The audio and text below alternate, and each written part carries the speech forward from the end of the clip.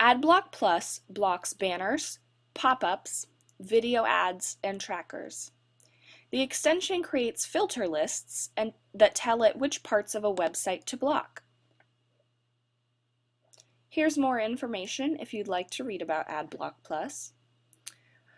Once you actually install it, all you have to do is click on Install for Firefox, Allow, Install, and bam, here it is. You can open up all of the items that it blocks.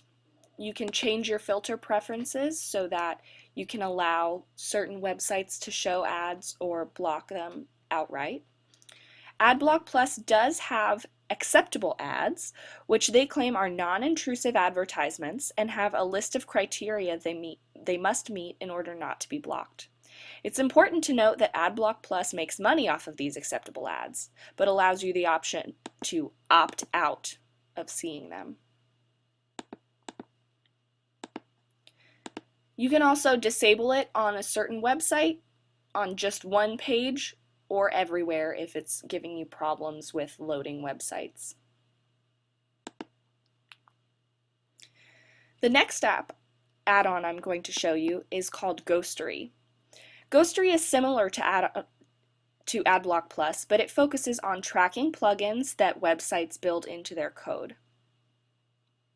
When you first install Ghostery, you need to go through their setup so you can choose which trackers you want to block. This will automatically pop up when you install it for the first time. So read through all of the options, but this is the important part, blocking options. It can show you which trackers and cookies that you want to block. You can bulk block them so that all trackers, and all cookies are automatically blocked.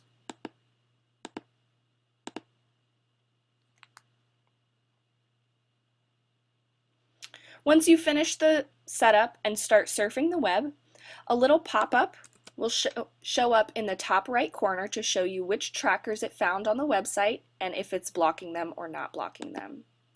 You can change this will be helpful if a website doesn't load properly and you need to unblock something to make it work. In order to change that, you just click on this little button. Red means that it's automatically blocked, and blue means that it's allowed. Google Analytics is one tracker that is all over the web, and it is notorious for breaking websites, so make sure you realize which ones you're allowing and which ones you're not allowing. The last add-on I'm going to show you is called NoScript. NoScript is an open source add-on for Firefox that prevents code from executing in the browser by blocking all JavaScript, Java, Flash, and other plugins. You can install it by clicking this link here, Install, and you go through the same process. It's important to note that the alternative for Chrome is called ScriptNo, and it has no affiliation with NoScript, but they basically do the same thing. This one is going to be the most difficult add-on to get used to, but once you do, it can protect you from all kinds of malicious software. There have been several viruses injected into Flash players or JavaScripts that execute automatically once you go on a page, which can put your computer at great risk. It works based on blocking everything automatically, and you have to manually whitelist websites that you trust. It has three main modes. You can globally deny all scripts. You can allow top-level sites, which are scripts from the website you are actually on, but no third-party content. So if you're on Google.com, it will allow scripts from Google, but it will not allow scripts from BuzzFeed. And you can allow scripts globally. The first level, globally denying all scripts, is the most secure, and the third level, allowing all scripts, is the least secure.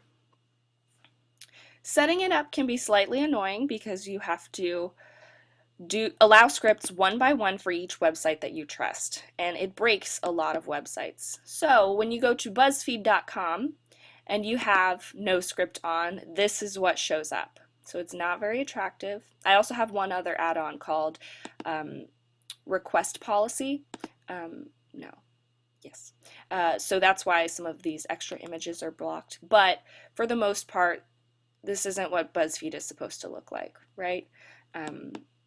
The way you can change that is by clicking this little yellow bar at the very bottom that says Options. You can temporarily allow certain scripts, like allow BuzzFeed.com, BuzzFed.com. They have all kinds of different names. Here's the allow scripts globally, allow all this page, or temporarily. So you can temporarily allow it so that as soon as you close your browser, it will automatically get rid of all of the scripts you have allowed and reset itself. So if we temporarily allow BuzzFeed,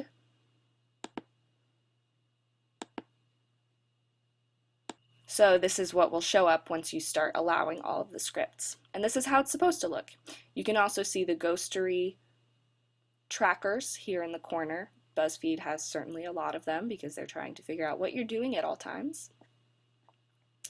And you can also see AdBlock Plus. BuzzFeed doesn't really rely on AdBlock Plus, but it helps in other situations. So I hope that was a good primer to some important privacy add-ons for Firefox and Chrome.